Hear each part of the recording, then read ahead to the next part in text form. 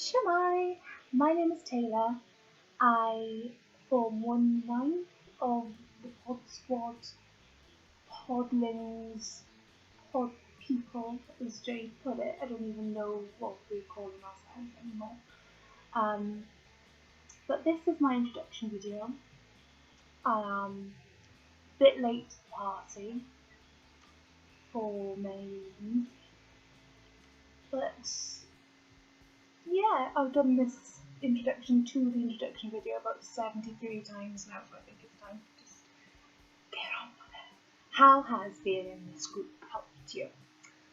It has helped me in so many ways. So all the things that the girls have already mentioned, like it being a positive space, it being a private space, but for me, I think it's because you always get a rational answer, because I only really share private things with two people usually, which is, well, maybe a bit more my parents, and then obviously Adam, unfortunately for him.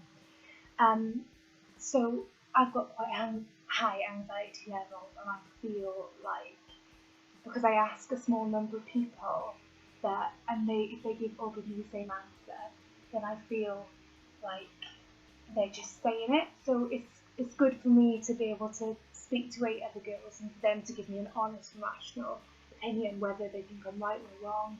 I think that's a really, really positive thing about the group.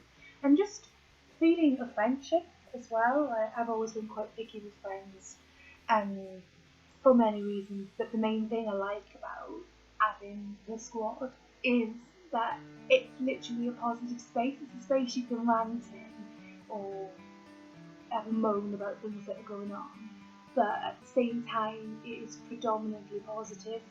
What is the one thing people don't know about you? Now, I was thinking about this question, and like Jade said, I'm quite an open book as well. I think I use Instagram quite a lot. I tend to put not a lot of my private life, but things that's going on with me.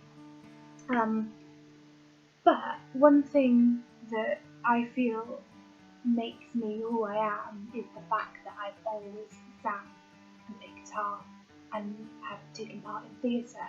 But since going to university, I started getting really bad anxiety, blah blah blah, and it's something that I don't do anymore. So people who meet me now, like my boyfriend Adam, I've been with him like 3 years, and he doesn't know that side to me. But I've lost all my confidence to try it again. So one of my resolutions this year was to kick myself and try and get myself back out there. Another thing, well, I said people don't know about me, but I only learned how to do it on Tuesday, and I posted it on social media, so I guess people I can do a headstand. No, I'm not going to try because I'll end up breaking my neck. Yeah, I don't like fish. Yeah. 3 things that you'd like to achieve this year.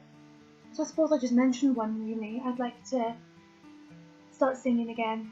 I mostly used to sing in school when I had time to do musical theatre productions and things like that, but also living with my dad, because my dad's a musician. He's been in bands since he was 15, and he would always be a guitarist, and I'd always sing, and we'd do open mics and things like that. But now I'm really lucky because I've got a boyfriend who's a musician. I don't take advantage of it, so I think that's one thing I'm going to have to focus on. Another thing, I would quite like to get quite far with the pole fitness thing that I'm doing. I think a lot of people, when they hear like pole fitness, they think, oh my god, that's really horrible and dirty and like stupid. But it's so not. Literally, I was really nervous because I went on my own and I met this friend there, and she's really nice. And there was a lot of people who went on their own. I was quite worried because I'm not skinny, and I wasn't going to be able to do it, or I'd be judged. But it's so much fun. I literally can't even explain. Like, you go in, and the first thing she taught us was like how to walk around the pole and how your posture and your stance. And it was just really, really fun. And I've got so many bruises that are on my legs from the last few weeks, but there's nothing like slutty about it or anything. Like, we go in like joggers and a t-shirt and we learn how to do different spins and things, and I end up embarrassing myself a lot of the time, but I'm quite proud because as the weeks go on I'm getting a lot better.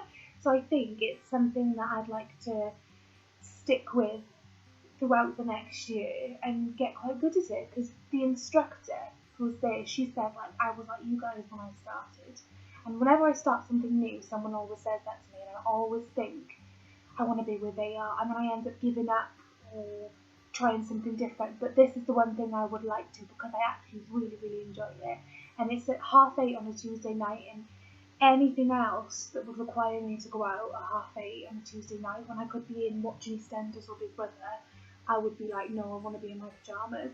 But I actually want to go, and I don't have to force myself to go, so I think that's a good thing.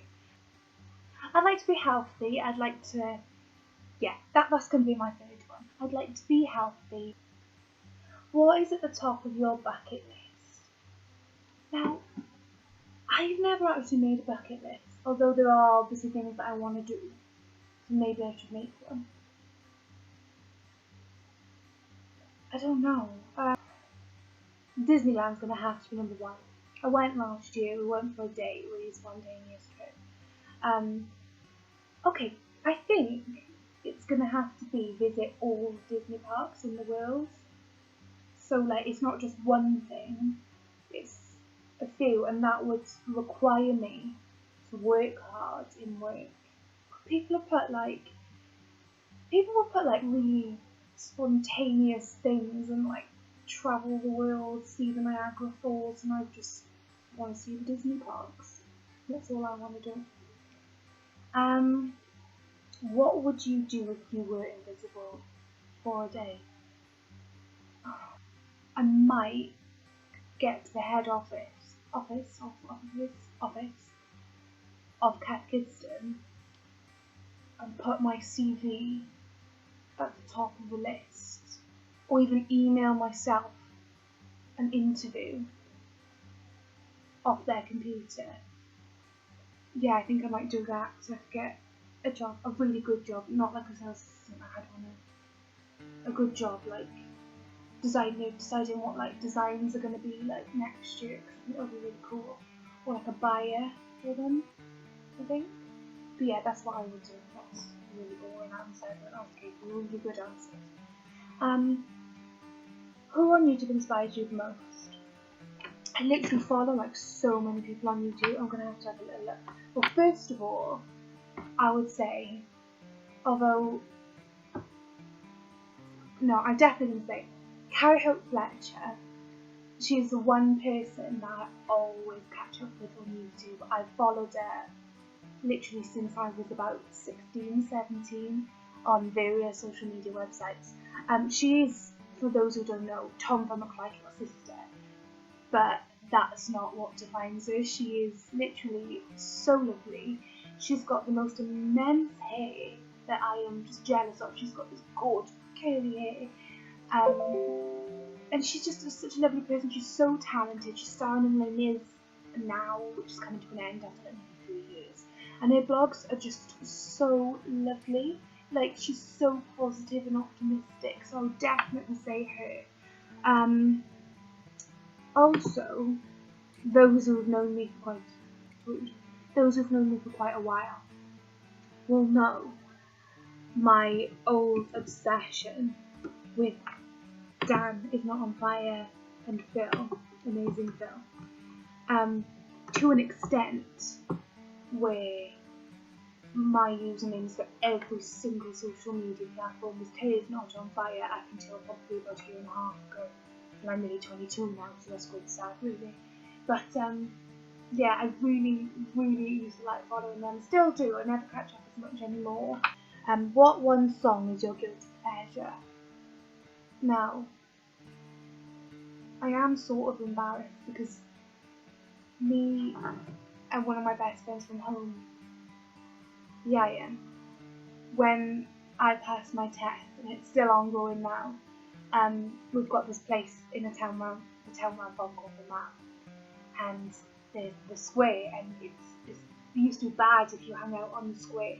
My mum would never allow me to, but it's just like your standard boy racer thing where like the boy racers would like go with their exhaust and they go uptown. It would be really, really loud in their music.